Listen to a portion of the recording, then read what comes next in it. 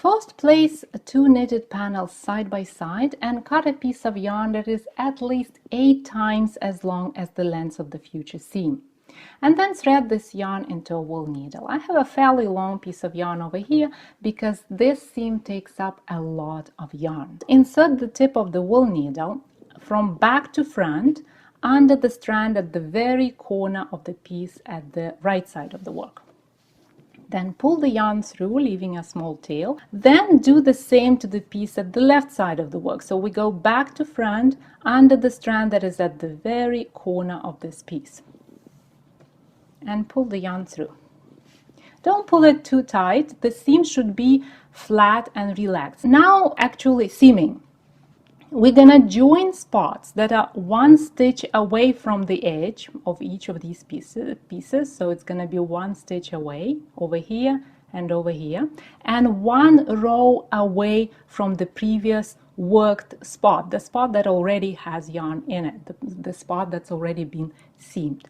So in this case, we'll start with the piece at the right side of the work, and we insert the needle always from back to front. So we go back to front into the spot that is 1 stitch away from the edge, and the spot at the very bottom, the one that is between the cast on edge, in this case, between the edge and the first row. So we go in here and then pull the yarn through. Again, remember not to pull it too tight. The pieces should be joined, but the edges should not be crammed together. And then we do the same thing with the piece at the left side of the work. So we go 1 stitch away from the edge and insert the needle from back to front, always from back to front, into the spot that is between the edge and the first row. And pull the yarn through. And we keep doing that. So we go into spots that are 1 row up from the previously worked spot. So we go, and again 1 stitch away. So we go 1 stitch away, 1 row up, back to front, pull the yarn through. Then the piece on the left, 1 stitch away, 1 row up, pull the yarn through.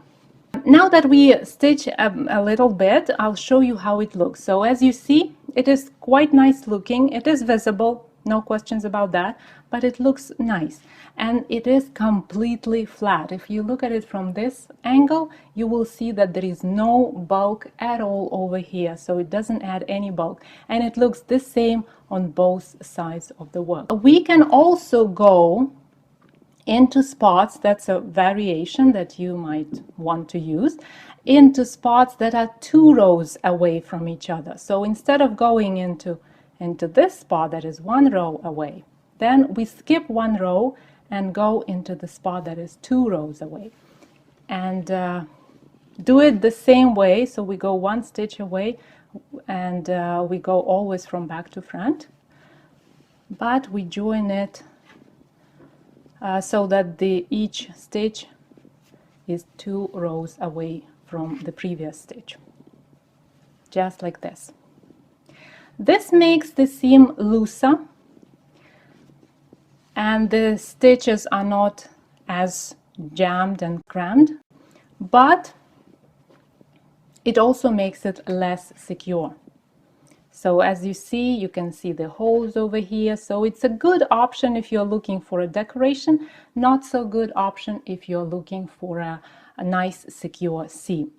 And even that is not all. We can also use the same seam to join cast on and bind off edges to make it a horizontal seam. In this situation, we would go 1 stitch away.